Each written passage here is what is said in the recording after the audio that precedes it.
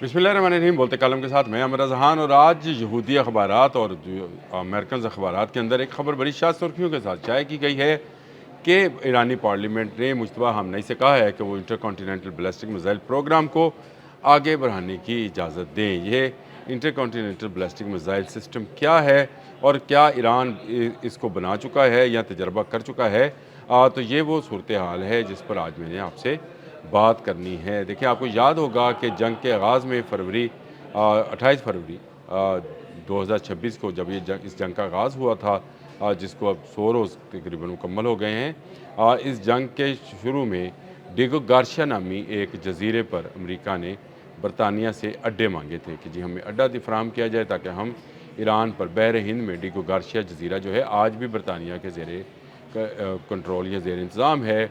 और ये वो वक्त जब बरतानवी राज जो था हिंदुस्तान पर था, उसकी एक निशानी के तौर पर रखा गया है। इसकी जो एयर बेस है उसको मांगा गया था, जिस पर ईरान ने 2 मिसाइल फायर किए थे। ये मिसाइल जो थे खमशेर-4 थे, जो कि 4000 किलोमीटर की रेंज रखते थे। इससे दुनिया को अंदाज़ा हुआ, दुनिया को पता चला कि ईरान के पास हज़ारों किलोमीटर दूर तक मार करने वाले बैलिस्टिक मिसाइल्स मौजूद हैं। उसके बाद एक ख़बर आती है कि ईरान एक इंटर कॉन्टीनेंटल बैलिस्टिक मिसाइल का तजर्बा जो है वो रूस की मदद से अंटार्कटिका के ऊपर से गुजार कर चुका है। यानी 10 से 12,000 किलोमीटर की रेंज का एक ऐसा मिसाइल जो कि ईरान से अगर चलाया जाए तो अमेरिका तक को तबाह कर सकता है या वहाँ तक एटमी या रवायती हथियार जो है लेकर जा सकता है। काफ़ी बुलंदी पर जाएगा। इमाम ख़मीनी लॉन्चिंग पैड से इसको लॉन्च किया गया था और इसने सारा ईरान और रशिया क्रॉस करके साइबेरिया के किसी इलाके में जाकर ख़ुद को गिराया था और निशाने पर लगा था। रशिया ने इसमें मदद फराहम की थी और ये मिसाइल जो है इसका तजर्बा कामयाब हुआ था। लेकिन अब ये जो ख़बर है ये वॉल स्ट्रीट जर्नल की उस ख़बर के साथ मुंसलिक करके देखें जो आज जेरूसलम पोस्ट ने और दूसरे इजरायली अखबारात ने शाया की है। और उन्होंने ये कहा है कि ईरान की पार्लियामेंट के 80 अरकान ने एक ख़त लिखा है मुश्तबा हमनई को, और इसके लिए उन्होंने जो बेस बनाया है वो एक असर ईरान नामी न्यूज़ एजेंसी है जो कि ईरान के अंदर काम करती है। उसने ये कहा कि 80 पार्लियामेंटेरियंस ने एक ख़त लिखा है मुश्तबा हमनई को कि हमें intercontinental ballistic missiles program को आगे बढ़ाना चाहिए। अमेरिका की सारी नज़रें इस वक्त ईरान के अफज़ुर्दा यूरेनियम पर है जो 410 किलोग्राम रखता है। 10 इससे एटमी वारहेड बनाए जा सकते हैं, कहा यह जाता है।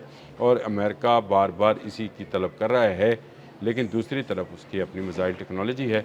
उसने एक के बाद एक ऐसे मिसाइल्स तैयार किए जो कि क्रूज़ और बैलिस्टिक मिसाइल्स थे, जिनका जवाब इंटरसेप्टर्स के पास भी नहीं है। तो ये कोई करीने क्यास नहीं है। अगर हमशेर-4 जो है 4000 किलोमीटर तक जा सकता है तो इसका मतलब ये है कि हमशेर-5 जो है वो तो 10,000 या 12,000 किलोमीटर तक जाएगा। और इस तरह ईरान उन चंद ममालिक में शामिल हो जाएगा जो इंटर कॉन्टीनेंटल बैलिस्टिक मिसाइल्स रखते हैं। इनमें शुमाली कोरिया भी शामिल है और इसके इंटर कॉन्टीनेंटल बैलिस्टिक मिसाइल से ही डरकर अमेरिका उसकी तरफ देखता नहीं है, क्योंकि उसका एक ही कहना है कि अगर मुझ पर हमला किया गया तो मैं बराह रास्त उस कंट्री पर हमला करूँगा जो दूर से मुझ पर हमलावर होने आएगी। यानी अगर अमेरिका जो है वहाँ पर आएगा शुमाली कोरिया पर हमलावर होने, तो बैलिस्टिक मिसाइल जो है उनको फायर किया जाएगा अमेरिका की तरफ। अमेरिका में अभी तक ऐसा कोई गोल्डन डूम नहीं बना हुआ। अब आप इन दोनों ख़बरों का ज़रा एक मरतबा फिर ज़रा जायज़ा लीजिए। अमेरिकन पार्लियामेंट के अंदर ईरान पर हमला करने को मना कर दिया गया है कि सदारती अख्तियारात जो हैं वो महदूद कर दिए गए हैं। पार्लियामेंट की इजाज़त के बगैर ईरान पर हमला आवर नहीं हुआ जा सकता। ये बात जो है वहाँ पर रिपब्लिकन्स के भी 4 वोट जो हैं अमेरिका के ख़िलाफ़ गए हैं और सदर के ख़िलाफ़ गए हैं डोनाल्ड ट्रंप के, और उन्होंने कहा है कि उनको जो है वो हमला नहीं कर सकते, उनको रोक दिया गया है। ट्रंप इसमें बहुत ची बची हैं।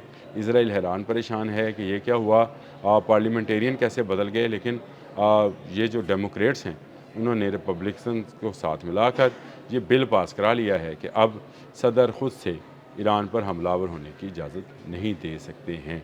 ये है वो पार्लियामेंट जो कि हमलावरों की पार्लियामेंट थी अमेरिका की, जो 12,000 किलोमीटर दूर हमला करने के लिए अपने बहरी जहाज़ लेकर ईरान के साथ आकर आपने हरमुज़ में बैठे हैं।